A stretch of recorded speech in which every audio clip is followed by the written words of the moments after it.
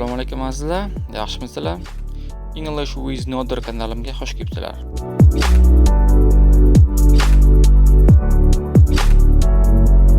Bugun sizlar bilan koronavirusga oid so'zlarni ko'rib chiqamiz. Buni aytishni bir necha yo'llari bor.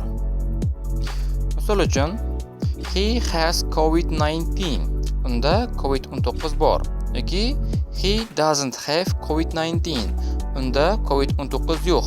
Birinchi so'li bu COVID-19 deb qo'llash. Ikkinchi so'li he has coronavirus yoki he doesn't have coronavirus. Ya'ni unda koronavirus bor yoki unda koronavirus yo'q. Demak, COVID-19 koronavirus qo'llash mumkin ekan. Uchinchi so'li she has the coronavirus. She doesn't have the coronavirus. Ya'ni the artikl bilan qo'llasak ham bo'ladi. COVID-19 so'zi qanday kelib chiqqan? Birinchi shu haqida gaplashsak. Bu ingliz tilida Coronavirus Disease 2019 deb ataladi. Koronavirusdan co va y so'zlar olingan va disease, ya'ni kasallik so'zidan d harf olingan. Shunda COVID so'zi kelib chiqqan. 2019-yilda bu virus chiqqanligi uchun 19 olingan va COVID-19 so'zi mana shunday kelib chiqqan. Buni talaffuz qilinishi coronavirus.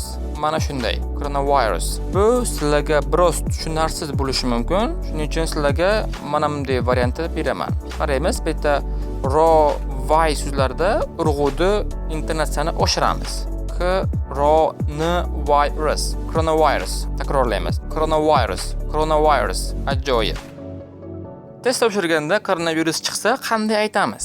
Misol uchun kimdir test topshirdi va unda bu virus chiqdi. Ingliz tilida bu they tested positive for the coronavirus. Test topshirganda chiqmasa-chi, unda they tested negative for COVID-19 deb aytar ekanmiz. Alomatlar. Albatta bu kasallikda alomatlari bor.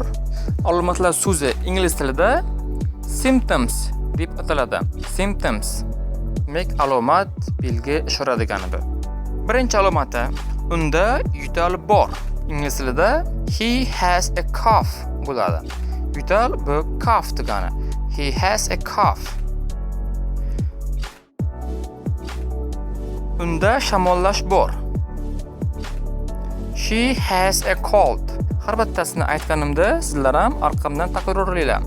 She has a cold. Keyingisi u aksiryapti. He is sneezing. Unda isitma bor. She has a fever. U isitma qilyapti. He is running a temperature. Uning isitmasi qanday? Yoki uning isitmasi necha degan bo'ladi. What is her temperature? Uning isitmasi 39 daraja. His temperature is 39 degrees. Tana og'rig'i. Albatta tana og'riqlari bo'ladi bu vaziyatda. Tana og'rig'i ingliz tilida body ache bo'ladi. Body ache yoki her body hurts degan bo'ladi. Her body hurts degani uni tanasi og'riyapti. Kuchli charchoq. Fatigue. U kuchli charchoqdan azob chekyapti. He is suffering from fatigue.